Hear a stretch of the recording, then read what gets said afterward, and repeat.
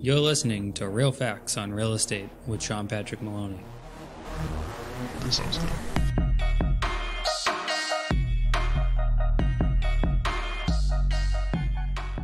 Welcome to episode 47. I'm your host, Sean Patrick Maloney. Let's talk about next category down, which is the three F's: the follow up, follow through, follow back. Talk to us a little bit about that. It's a pretty interesting concept. Yeah, it is. And I think that, a lot of times, a lot of salespeople are just doing follow up, if at all, and they're not doing the extra things that need to be done to really get that relationship that they're looking for or close the deal.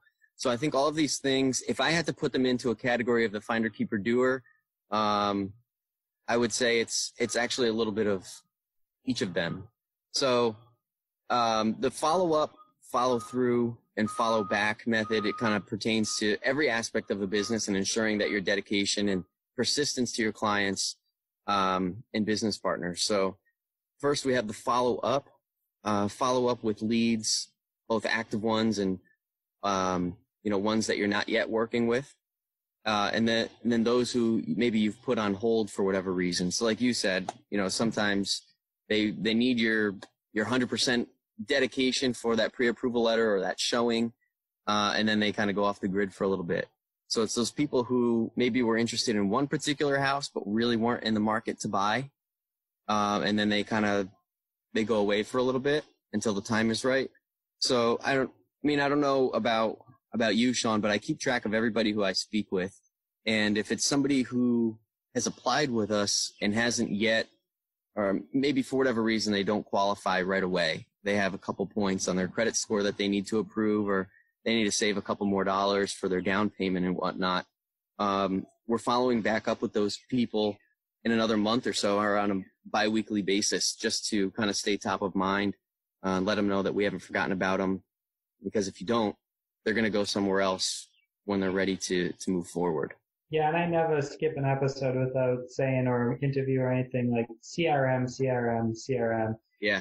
People are like, oh, it's an old dead horse or whatever. Client relationship will never be an old dead horse. And if you allow it to be, then internet-based companies can take over and people will buy houses and mortgages through computer programs. But as you know, you have Rocket Mortgage, and I know I have the Redfins of the world in my industry. We will never be replaced if you're actually doing great client relationship management and having software that helps you remember their names, their kids' names, their dog names, where they were, when you talked, what you talked about, and things like that are things that the computer will never be able to duplicate. And I think it's what keeps our businesses alive. And follow-up is an enormous amount of follow-up is in knowing where you left off the last time you tried following up.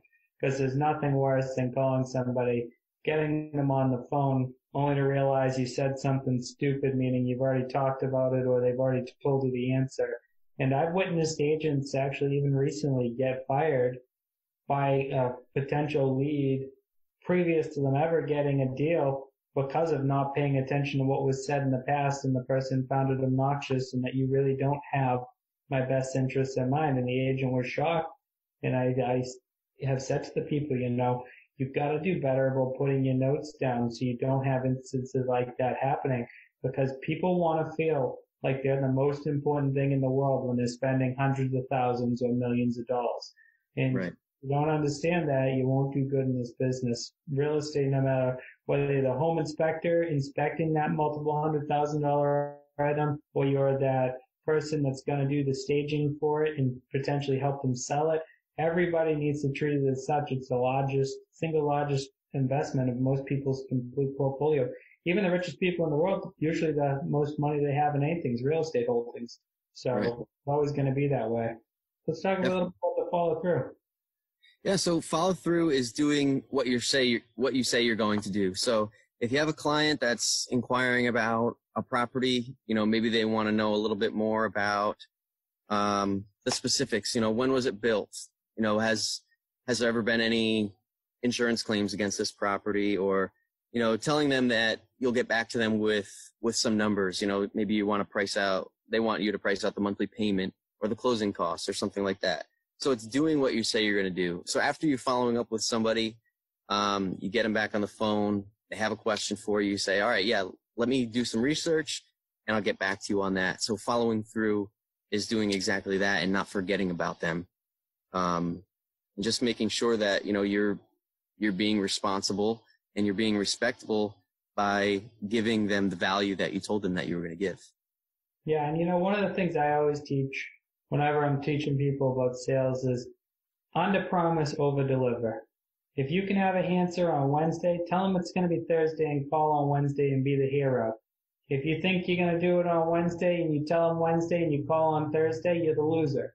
You told them it late. But if you knew, maybe, okay, there might be something that comes up, because the reality of the world is, if it can go wrong, it will go wrong. So I should probably give myself an extra day on this, because far too often we want to be a hero and telling somebody a really quick deadline, and then whatever happens, then we're backpedaling and apologizing, versus if you hit your deadline that you set late, you're fine. But if you hit an early one, it's great news, I got it early. You still come off as the hero. So I think it's always a good one in sales is under promise, over deliver. Because the other direction is a terrible way to be. Yeah, I agree 100%.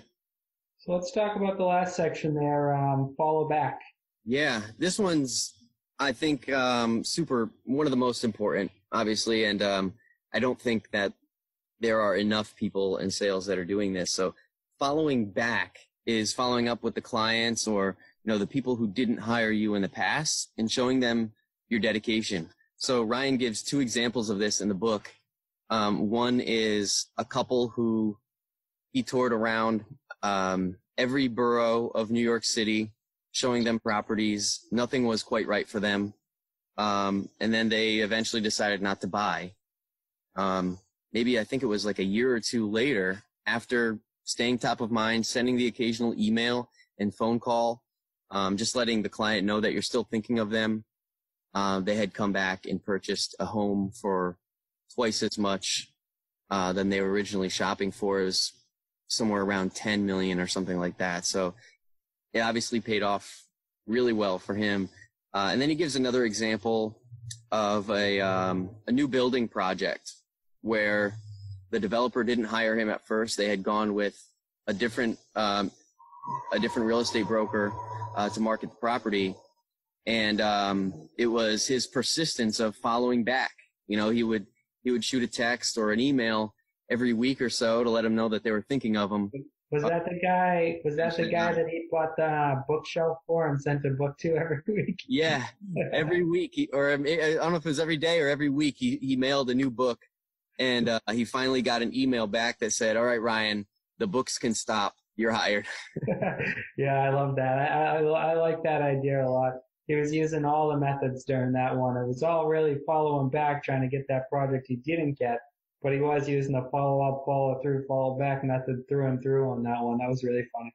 Absolutely. So I think, that applies to everybody, whether it's a mortgage person who, maybe they decide to go with another lender, a real estate agent, where they have a client who decided to list their house with somebody else, a home inspector who they got their, they went and did a home inspection for somebody. Maybe they didn't buy that house and they went and bought a new one and got it inspected by somebody else. I mean, everybody can relate to this. So it's just a matter of not getting down on yourself and throwing in the towel and saying, you know what, they didn't hire me. It's following back and just continuing to, show them that you care and providing value to them. Cause it's that dedication that's going to show them that, you know what, maybe they should hire you because of your dedication, you're not going to let them down. Yeah, definitely. And, I think all of it, like, we far too often do deals with people, no matter which part of the industry we're in. We do the deal with the person, we're done, now they're done. Now it's on to the most important thing, which is the next deal.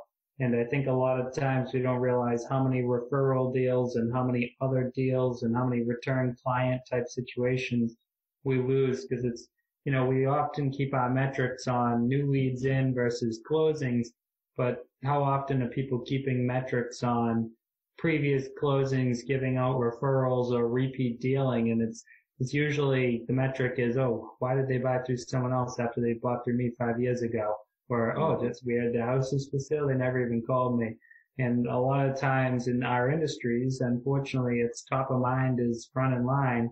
And, if you're not top of mind, you're not going to be front of line. So following back is a crucial thing, even when you do close the deal, making sure that, I used to always say to agents, the closing gift, sometimes people spend far too much money on the closing gift and they don't leave enough money in the budget for the follow back, continually sending the person different things from a card to a phone call to whatever, movie tickets, different ideas to keep yourself front of mind. And I notice the best agents in the industry always do have a great, not only just closing gift, but a continuation of the thank yous as the time goes on. And, whether it be for you reaching out for their refi after however many months, they needed it, or my industry looking at it, okay, every 5 years I should probably send out a free CMA because by 5 years from now they have some serious equity and they might want to leverage up or leverage down depending on where they are.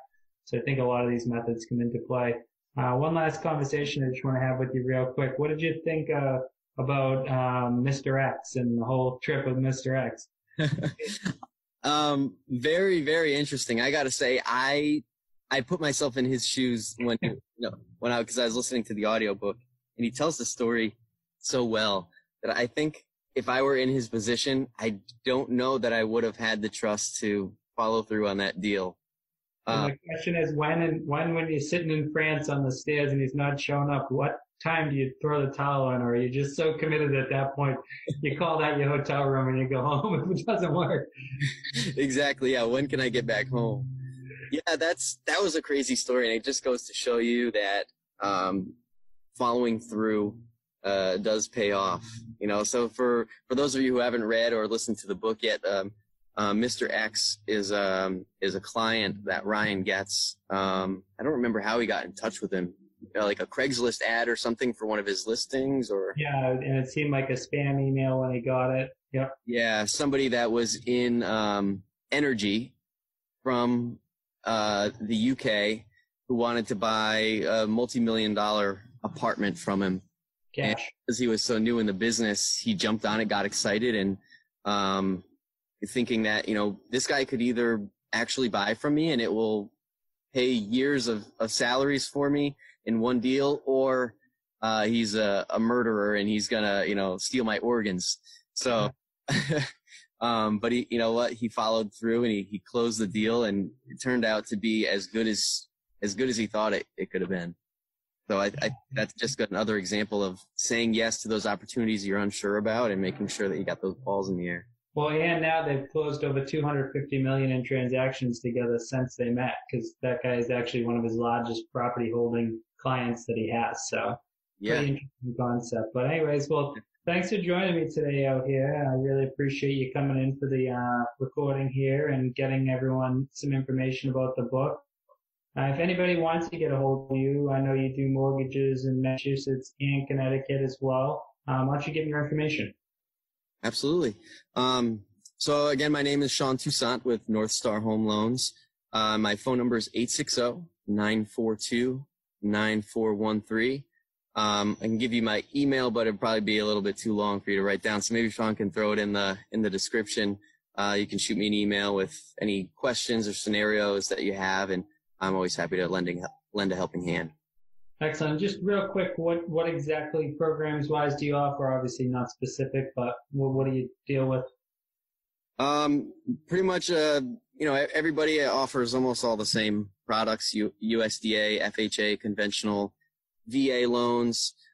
We also mix in some commercial loans, and because we're a broker, we have opportunities to help just about anybody and everybody. So, we have outlets to help people down to a 500 credit score, and, just more flexible financing because of the different outlets that we have. So I always tell people don't let somebody feel like they're disqualified, until they, chat with me and see if there's, a backup option for them.